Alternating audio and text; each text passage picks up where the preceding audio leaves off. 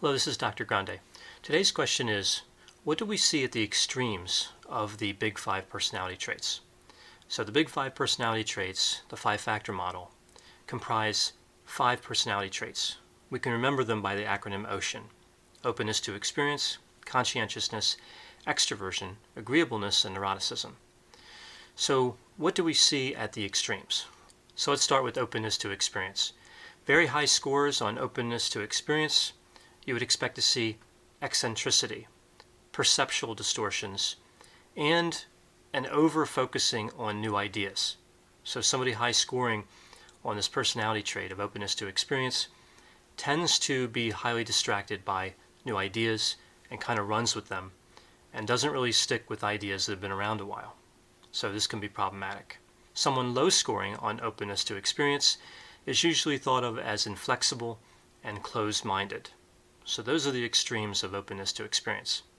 Moving on to conscientiousness, at the high end of this personality trait, we see someone who is a perfectionist, a workaholic, and who's particularly strict.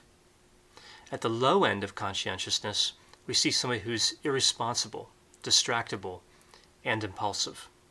Moving on to extraversion, at the high end of extraversion, we see someone who's attention-seeking and excitement-seeking. Also, shallow, someone that has a number of shallow relationships and doesn't tend to have a number of close friends. So a lot of the interactions really stay at the surface.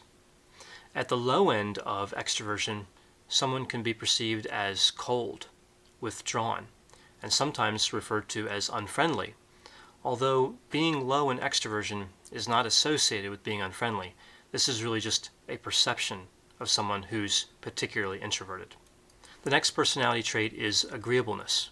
So someone who is highly agreeable tends to be submissive, gullible, and a conformist. They tend to play along with other people. They really emphasize cooperation over competition. But here we're looking at the extreme score, so it becomes problematic.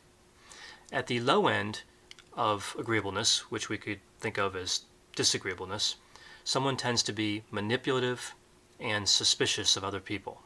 The last personality trait here is neuroticism. And someone at the high end of neuroticism tends to have emotional lability. What this means is they have difficulty regulating their moods. They're emotionally unstable. Again, we're talking about the very high end of this personality trait. Also, we see here depression at the high end.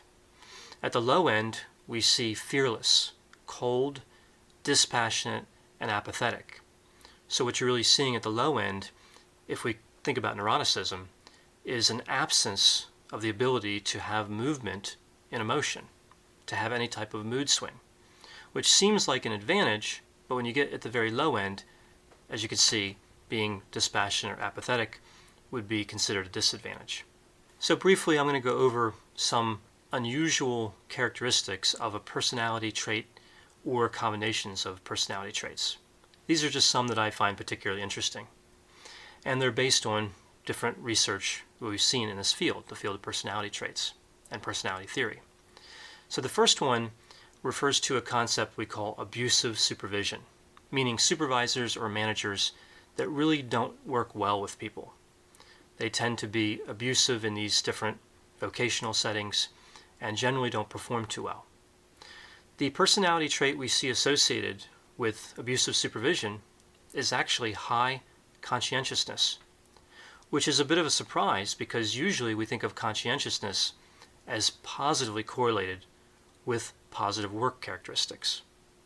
Usually people that are high in conscientiousness make good workers and make good managers. The next interesting association is the ability to predict an aptitude for science. Typically people that are pretty good at science tend to be low in extraversion and low in agreeableness. And again, this may be a little surprising because typically extraversion, and high agreeableness tend to be thought of as positive. But low extraversion and low agreeableness actually helps someone engage in scientific research.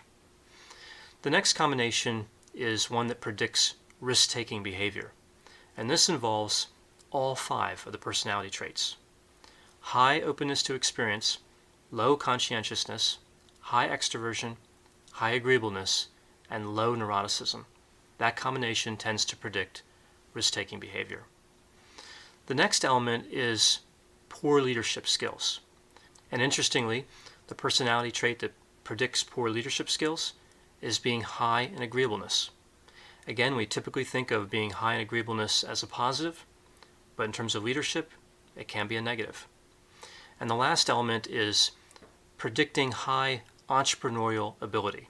So somebody who wants to go and own and operate their own business. Here we see high openness to experience, high conscientiousness, but low agreeableness. So those are just some interesting associations between occurrences we tend to see with different personality traits.